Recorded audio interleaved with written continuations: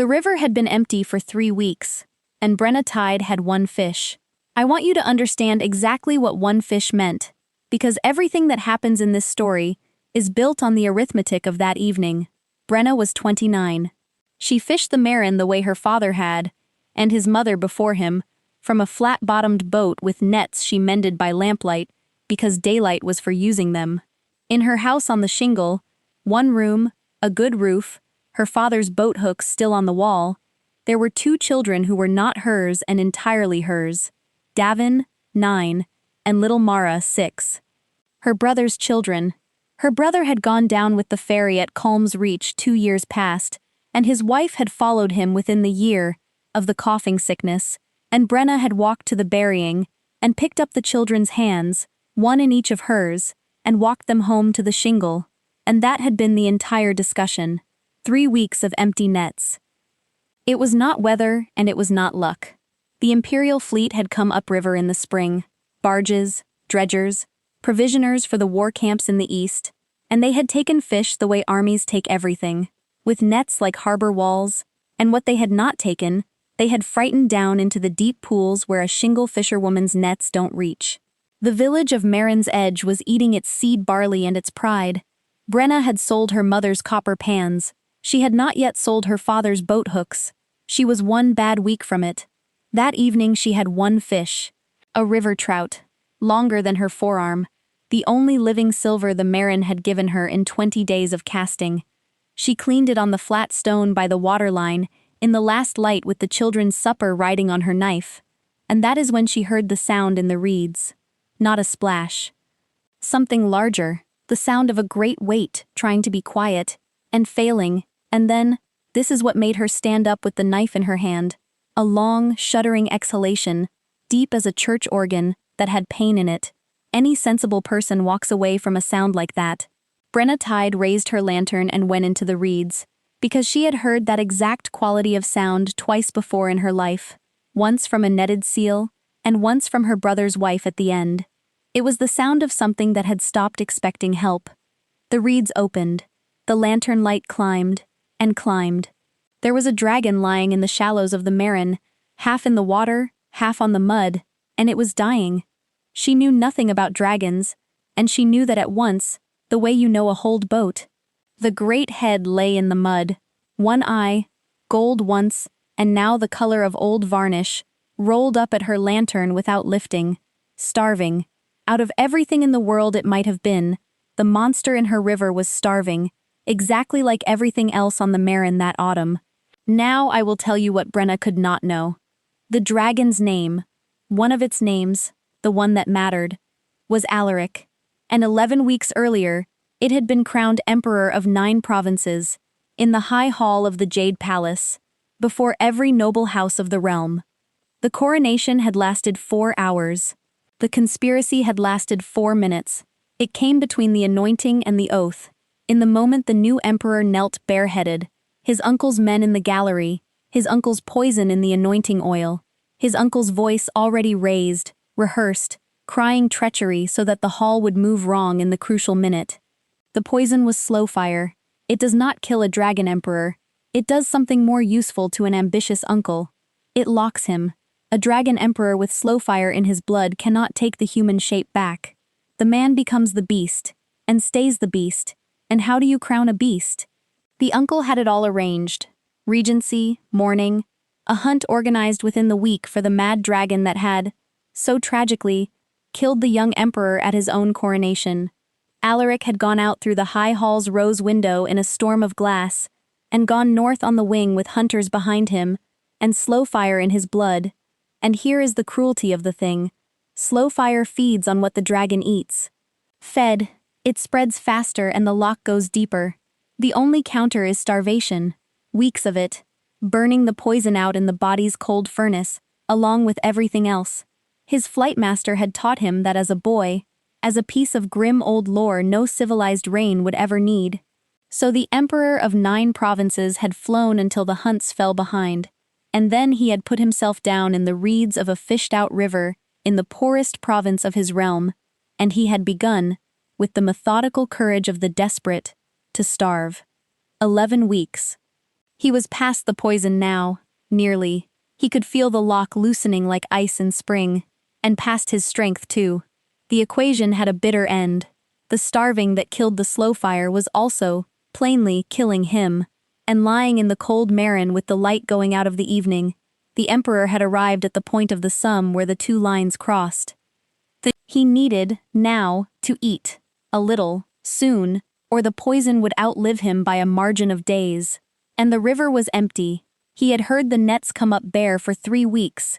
His empire's own fleet had swept his hiding river clean to feed the war camps, and the arithmetic was closing on him, and the great gold eye had stopped expecting help. Then a lantern came through the reeds, and behind it a woman with a knife in one hand, and in the other, he could smell it across 30 feet, and the smell went through his starved body like a bell through a bell tower. One fresh-killed river trout. Brenna stood in the mud with her lantern and her fish and her knife and did the sum. I told you the arithmetic of the evening because I wanted you to be there with her, inside it, for this. 1 fish, 2 children, 3 weeks of nothing.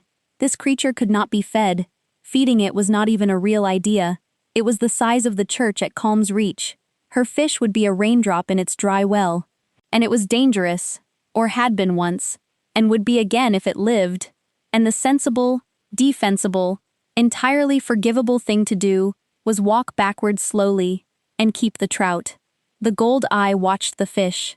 Not her, the fish. And then, she saw it happen. In that vast, ruined face, the eye stopped watching the fish. It looked away, deliberately, out at the dark river, the way a starving man at a stranger's window makes himself look away from the bread on the table, because wanting in front of the helpless is a kind of theft, and whatever this creature was, it had decided, somewhere in the wreck of itself, not to beg. That was the thing that finished the argument. Not pity, recognition. Brenna Tide had looked away from other people's bread exactly like that, in the bad winter after the ferry. Right, she said aloud, in the voice she used to end discussions with herself. She put the trout on the flat stone, and she cut it in half. Not the head half and the good half, straight across the middle, even as scales, the way you divide between children. Half, she said to the dragon, holding it up so the ruined eye could see, and her voice was steady, though her legs were not. There are 2 little ones at my fire, who eat before either of us. Half is what there is. She walked the fish over open mud. Later she would be unable to explain to herself how, and laid it on a clean stone directly under the great jaw, and stepped back exactly 2 paces, and stood, holding the lantern, so it could see her face while it decided. The dragon looked at the half-fish for a long time. Then it looked at her, all the way at her for the first time, and the emperor of 9 provinces, who had watched every noble house of his realm feast at his coronation while the poison went into him wearing the mask of holy oil, took from the mud of a fished-out river, from a woman who owned 1 room and 2 orphans and half a trout, the first freely given thing anyone had offered him in 11 weeks. He ate it with a delicacy that she would remember on her deathbed, decades away. A creature the size of the parish church, taking half a trout from a stone, as carefully as a communicant, because the gift was small enough to swallow whole, and precisely too large to ever be repaid. There, said Brenna, stupidly, around the tightness in her throat. There. Well? And she took the other half home and fried it in a spoon of fat, and told Davin and Mara it was a big fish shared with a neighbor, which was, you will notice, never once a lie. She went back the next evening. She told herself it was to see whether the poor beast had died, and she took, I want this on the record, the first 2 fish out of that day's nearly empty net, because whatever her mouth said, her hands had already decided the neighbor was a neighbor. The dragon was not dead. The dragon had moved, pulled itself a full length up out of the water into the reeds' shelter, which yesterday had been beyond it, and when her lantern came through the reeds, its head was up, waiting, and something had changed in the varnished dull eye. A degree of light. 1 coat of the old gold restored. Half a fish had done that. Or, and she looked at the idea sideways, not ready for it head-on. Being fed had done that. The being of it. There is a nourishment in I was seen, that no physician has ever bottled. 2 today, she said, laying them on the stone. The river's turning maybe, or the fleet's nets have finally gone east where the fighting is, and good riddance to both. It became the shape of the days. Dusk, the reeds, the lantern, whatever the net had given, some evenings 2 fish, one evening only a hand of minnows that she was ashamed to lay out, and that the dragon ate off the stone one at a time, like currency, with a gravity that made minnows into a banquet. She talked while it ate, because she had 2 children and no adults and 3 weeks of fear stored up, and no priest on earth listens like a dragon. She told it about Davin, who was angry at the river all the time now, and she understood why and could not fix it. About Mara, who still set 4 places at the table some nights, and how Brenna had stopped correcting it, because who was the 4th place hurting? About the boat hooks on the wall and what selling them would mean, which was not money. Money was the smallest part of it. The dragon listened, eating slower than hunger wanted, she noticed, to make the listening last. On the 6th evening it did the thing with the wing. She had come down coughing.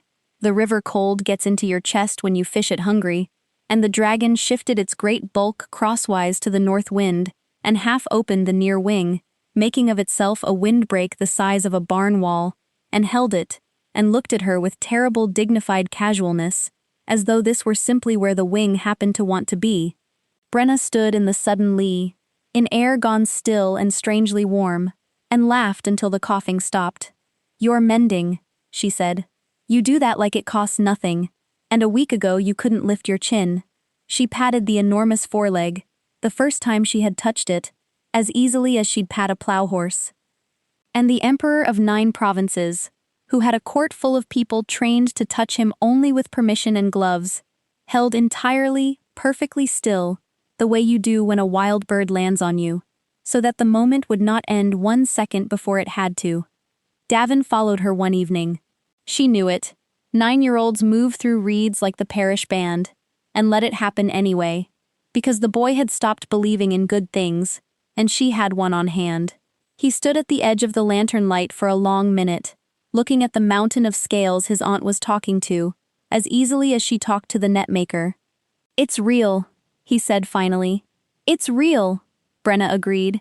"It's also starving, which is why we don't shout, and we don't tell Mara, who can't keep a secret in a lidded pot, and we don't tell the village, who'd come with pitchforks or collection plates, and I honestly couldn't say which would be worse." Davin considered the dragon with the grave economy of a river child. "It can have my share Thursdays," he said at last. "Thursdays we get bread from the church anyway."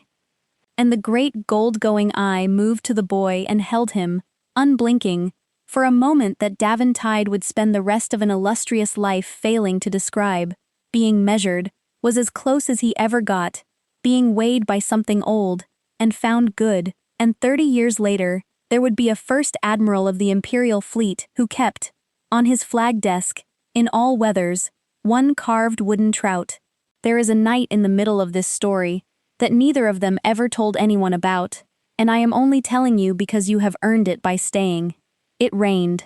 Proper autumn rain, the river loud with it, and Brenna came down anyway, because she had promised nothing, and therefore had only her feet to blame, and she found the dragon lying with its eyes shut and its breathing wrong. Not the starving wrong of the first night. A deeper wrong. She stood in the rain and watched a tremor run the whole length of the great body, nose to tail tip, like wind crossing a barley field, and she understood, not knowing one thing about Slowfire, or coronations, or uncles, that the creature was fighting something inside itself, and that this was the crisis of it, whatever it was, and that it had chosen to fight it here, in her river, within the sound of her voice. So she gave it her voice. She sat on the flat stone in the rain, wrapped in her father's oilskin, and she talked. She named every boat on the Marin, and who had built it. She counted the seasons of her life aloud, like a rosary. The flood year, the herring year, the year of the fairy, the year of the children. She sang, badly, every verse of the net-mending song, which has 40 verses precisely so that it cannot end before the work does.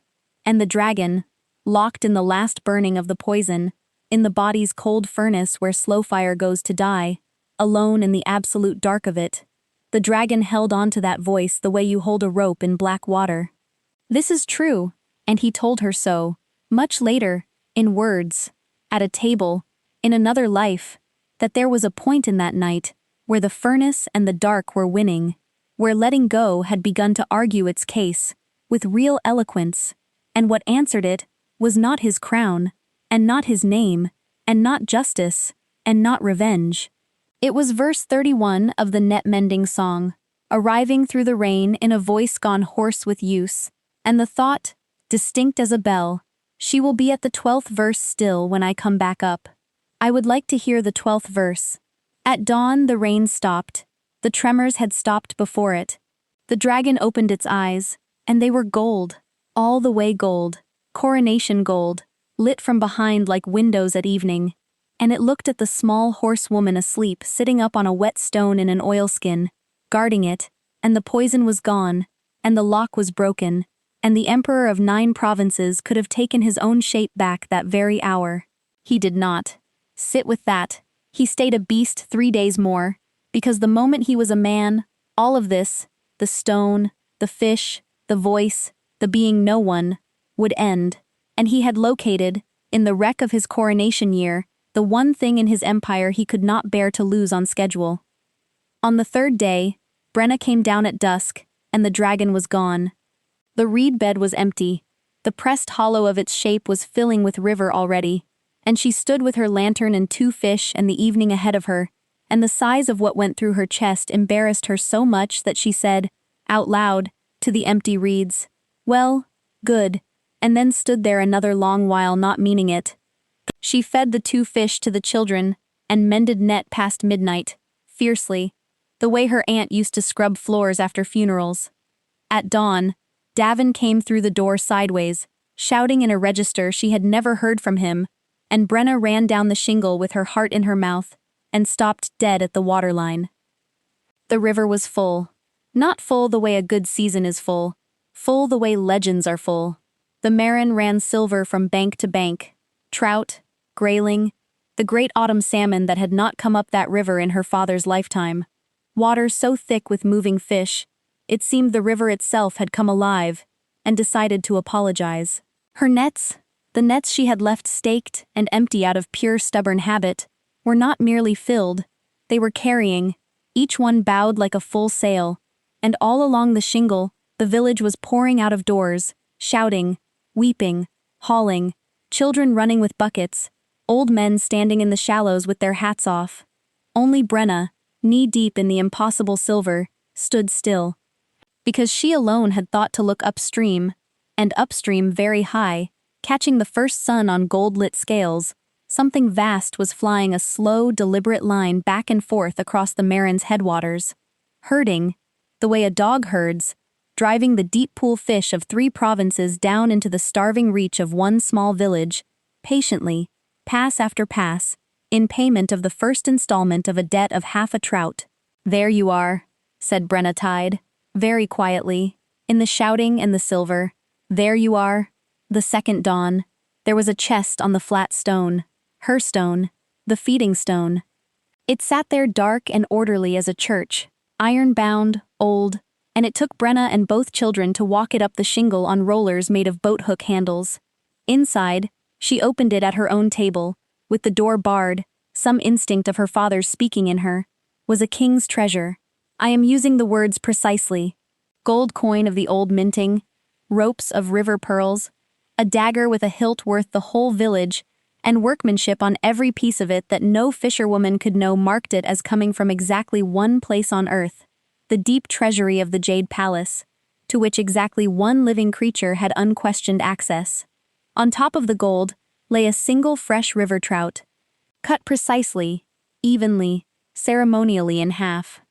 Brenna looked at that for a long time. Then she laughed, and then she cried, and then, being who she was, she took out a sensible double handful of coin for roofs and boats and winters, hers and her neighbors, and buried the rest under the floor, and fried the half-trout for the children, and said nothing to anyone. The gifts kept coming, dawn by dawn, and they knew her. That was the unnerving, wonderful thing. Not treasure now. Right things. New nets of a weave no netmaker on the Marin recognized, sized exactly to her boat. A carved toy fleet for Davin. Warships, rigged true. That turned his anger at the river into admiralty overnight. For Mara, who set 4 places, a 4th chair, child-sized, painted with dragons, and how it had been brought silently in the night through a barred door, is a question the shingle debates to this day. Wood, cut and stacked. The church roof at Calm's Reach, mended between a Sunday and a Sunday. No bill ever presented. The village decided it was the river god, and began leaving offerings on the flat stone. The offerings were always gone by morning, and Brenna, who had a fair idea of the size of the god's appetite and the state of its manners, held her tongue and fed the legend one raised eyebrow at a time. And then, 8 days after the river filled, a rider came up the shingle road with word from the wider world. The world Brenna had had no time for in years. The emperor lived. The young emperor, poisoned at his own coronation by his uncle's hand, hunted across 9 provinces as a beast, had walked into the Jade Palace on his own 2 feet, whole, gold-eyed, terribly calm, and the arrests had begun that same hour. The uncle's faction was in chains. The fleet that had swept the northern rivers bare to feed the war camps had been recalled and its admiral dismissed. There was to be a progress of restitution, the writer said. The emperor himself, going province to province, righting what the regency had wrecked. He is coming north, the writer said. They say he insisted on the north first, and no one at court can fathom why. Brenna Tide stood in her doorway with her arms crossed, looking down the shingle at a flat stone by the waterline, and fathomed it fine. He came at dusk, and he came correctly. And by correctly I mean he left the barges, the banners, the guard, the entire apparatus of empire moored downriver at Calm's Reach, and walked the last 2 miles of shingle alone, and arrived at the flat stone at feeding time, wading the shallows like any riverman, dressed plainly, carrying, she saw it and had to sit down on the stone, 1 river trout. He was young, and tall, and his eyes in the last light were gold in a way that eyes are not. I owe you half a fish, said the emperor of 9 provinces. You owe me nothing, said Brenna Tide, when she had her voice. The river's been paying your accounts for a fortnight, and the church roof besides. I'd call us square if I knew what I was squaring with. You do know, he said, and stood there in the water and let her look, and she did look, and the way he held entirely, perfectly still under it, the way you do when a wild bird has landed on you, told her surer than the gold eyes did.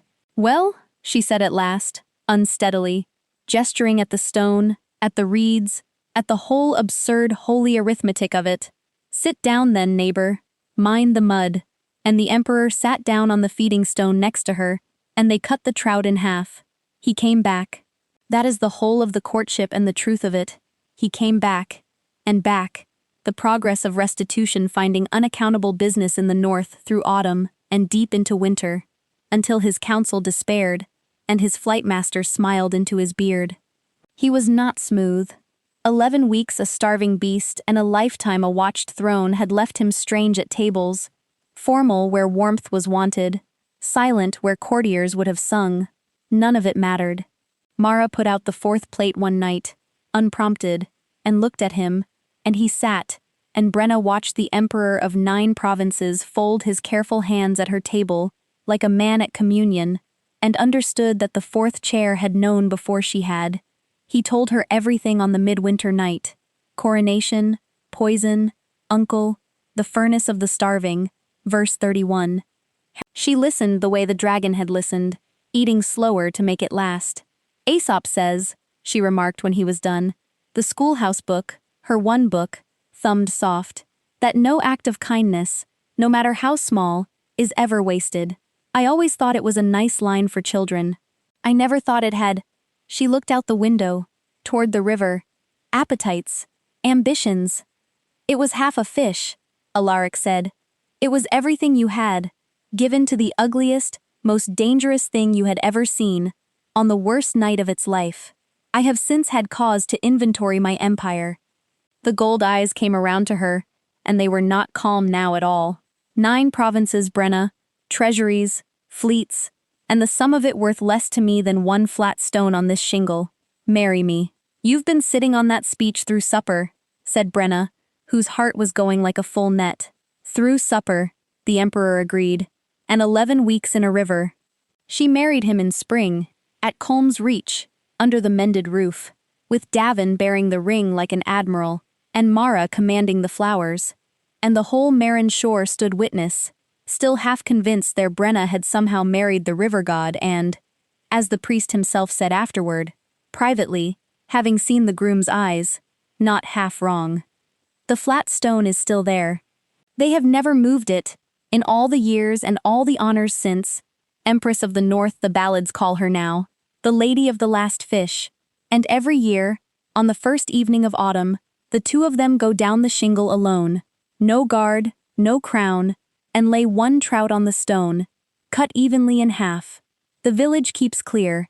It is not for anyone else to see. It is a private account, settled annually, between an emperor and a fisherwoman. The reckoning of the night the richest man in 9 provinces lay dying in the mud with nothing, and the poorest woman on the river looked at her last fish, and at her hungry children, and at him, and cut it straight across the middle, even as scales, the way you divide between children. No act of kindness, no matter how small, is ever wasted. The old fable-maker knew it, and the river knows it, and now you know it too.